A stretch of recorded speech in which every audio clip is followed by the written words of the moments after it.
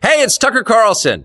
You often hear people say the news is full of lies, but most of the time that's not exactly right. Much of what you see on television or read the New York Times is in fact true in the literal sense. It could pass one of the media's own fact checks.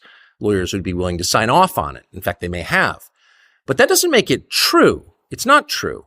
At the most basic level, the news you consume is a lie of the stealthiest and most insidious kind.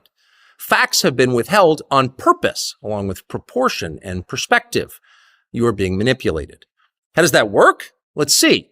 If I tell you that a man has been unjustly arrested for armed robbery, that is not, strictly speaking, a lie. He may have been framed. At this point, there's been no trial, so no one can really say. But if I don't mention the fact that the same man has been arrested for the same crime 6 times before, am I really informing you? No, I'm not. I'm misleading you. And that's what the news media are doing in every story that matters, every day of the week, every week of the year. What's it like to work in a system like that? After more than 30 years in the middle of it, we could tell you stories. The best you can hope for in the news business at this point is the freedom to tell the fullest truth that you can. But there are always limits.